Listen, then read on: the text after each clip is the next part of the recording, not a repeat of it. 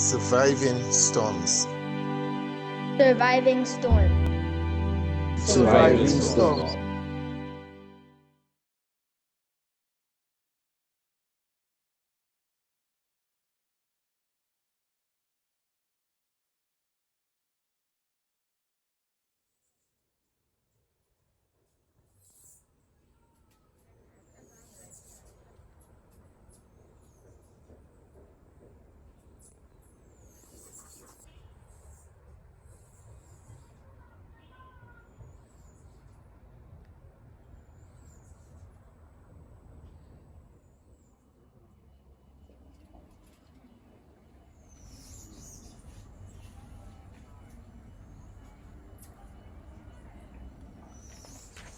Okay, I'm Judith Virginia Peters, and I am a retired nurse and was always a farmer by profession, so that's where I am.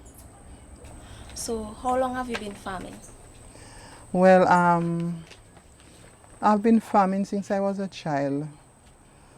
Not really doing farming as like a big farmer, but I've been involved in farming from childhood with our parents on the farm. So when I was like 8 to 10 years, and we go to the garden with our parents, and we get involved in doing certain things on the farm. So I have to say that I grew up as a farmer. So you are originally from the village of Calibishie? Yes, I was born in Calibishie. My parents were from Calibishie, and I was born in Calibishie. I live here.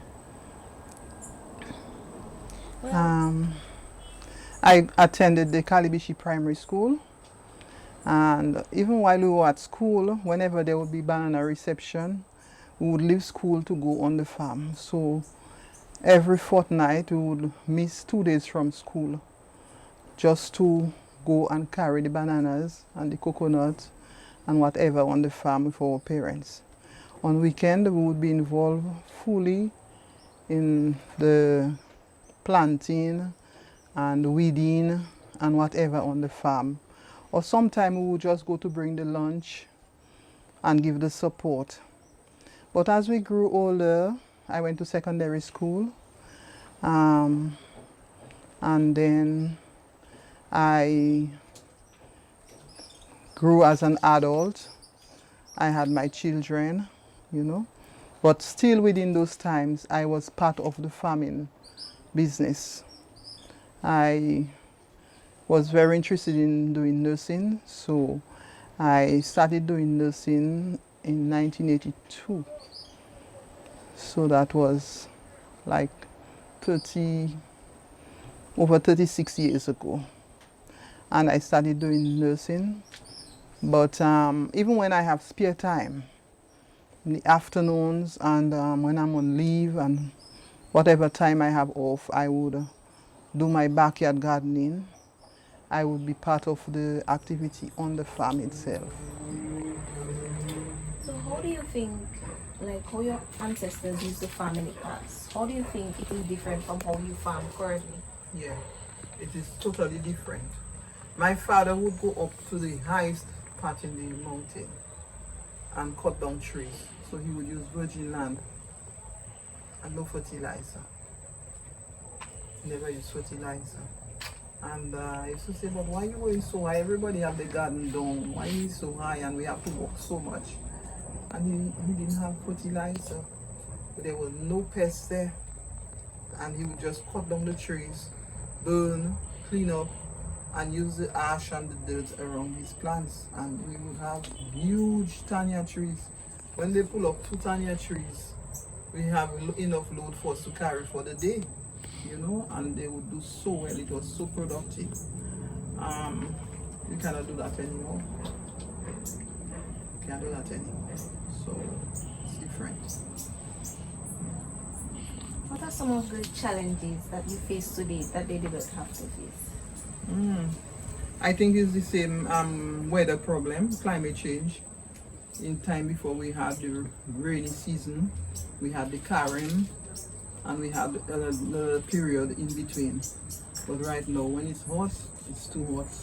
Like we had 3 days sun. If we get 3 days rain, at the end of the 3 days rain, the 3 days sun come and we bring us back to square one. It's too hot. When it's raining, it's to wash out all our topsoil. We have to use so much of fertilizer, so there's a difference. We use a lot of pesticide and other chemicals the farmers use without even knowing that we were destroying our environment. And I think this has put a great challenge on us. So, because of that, we kill the natural predators like the ground lizards, the crabs, and so. And because of that, we have a lot of slugs, we have a lot of other pests that's destroying us. So, I think chemical age, it brought changes, yes, but it did us very bad. Our parents before didn't have that problem. We now have this problem to deal with. So they're telling you we have to spend more money to buy more chemicals and try harder. Whereas their farming life was easier before. Yeah, definitely. We have transportation, we can move around. My father had a donkey and we had to walk. But right now, we just move on vehicles, which is easier, but they would do better farming than us. What kinds of things are you hoping to achieve in the future? Okay. In the future, I would really want to see different technology and different things on my farm so I could have a model farm. I would like to make a farm where the public can really come and see to maintain certain traditional fruit trees.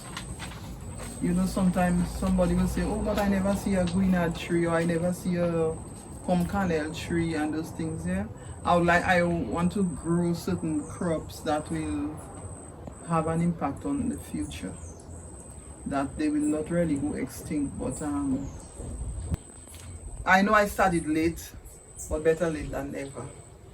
I am trying to, the little plot that I have, I'm trying to clean it up and try to use up every bit of space to plant something. Like every time I go there, plant a tree, plant something. I planted what I planted last week. I planted a kenip tree, you know, that kind of thing. I planted a kenip, I planted pomegranate, I planted soursop, you know.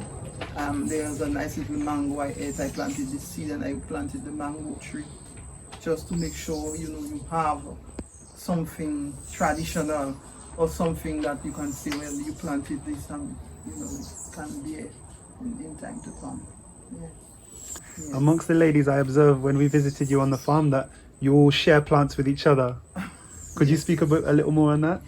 Yes, because sometimes there are certain plants you cannot get them to grow through seedlings, and they're very difficult, they're very rare. So when the other ladies haven't got, I try to give them a little plant that they can try and see how they can make more plants from it. Because the plant that I got, sometimes I got it from somebody. And because I have it now, I didn't just want to keep it to myself, but I want to share that they too can have and maybe give somebody else a plant. And one time I had a nice little tree, and by the time I ready to give other people cuttings, it died and I lost it. So I don't want that to happen to me. So whenever we have plants on the whole, we share.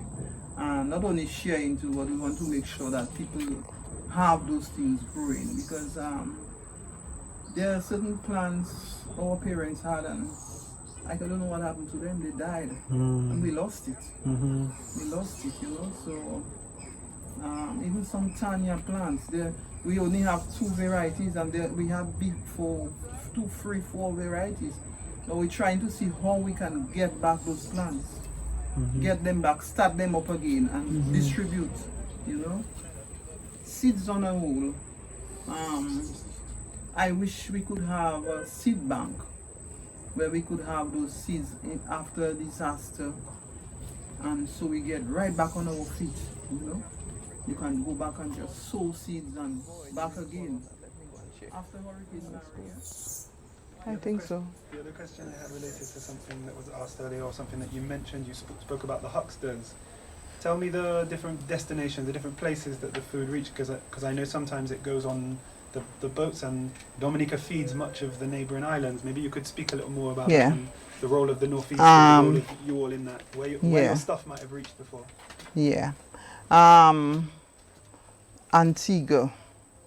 I used to sell papaya. I had a nice variety in my garden one time, and I used to sell to a huckster up the road. Well, he usually buy it from me. And one day somebody was telling me, boy, I went to that store shop in Antigua and so much lovely papaya. I realized it must be from what I sold, because that's where he's shipping his stuff. And the passion fruit from my sister. So, you know, sometimes we get the story coming right back. But we send to Guadeloupe, we send to Martinique. Some of our plantain went to Martinique and Saint Martin. And I think most of the other little Caribbean islands down that going north. Yeah.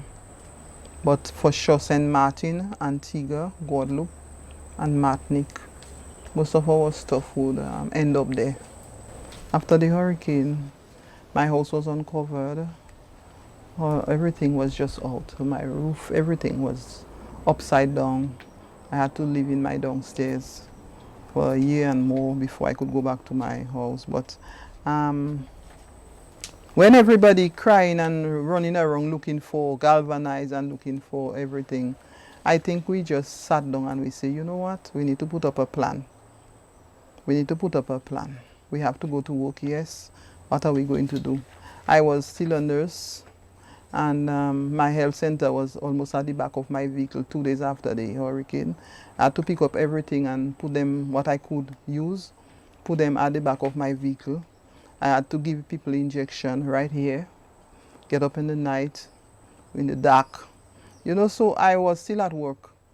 And then we say, you know what, we have to go back on the farm. So we had to get help. We organize and we get laborers. We had to get people to work and tell them what to do, and we get involved too. So we could go back on the farm, cut back, clean up, pick up the shovels and the rake and the whatever, what bits and pieces we get, put them back together and start working with them. We didn't have to wait until we get a spray machine or from somebody else, because we salvaged what we had, and we could get back to work easily with it. We didn't have to wait for help. So that was one of the problems. Some people were waiting to get handouts to start to work, but we went right into it. We just say, you know what, let us use what we have, little what we have, and we get back to it. So yeah. Would you say that you have fully recovered?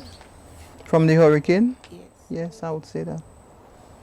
I mean, I don't want to count the loss, but I've recovered because my plants, I planted, I reap, and I'm planting again. So it's like, you know, I've recovered from the ravages of Maria. I lost a lot of home plants. I lost pear trees, growing trees, but some of them all grown back. If you look at, my yard was just completely wiped out. Everything. Nothing was growing. You couldn't see anything. All the pear trees, all of them were broken down, but then they sent up little branches, and right now I have avocado I can sell. You know? This is my solar heater that was on my house. My solar water heater. So when it fell and it broke, I fill it up with dirt and I started growing lettuce, and now I have peppers in it. So I come back. Yeah.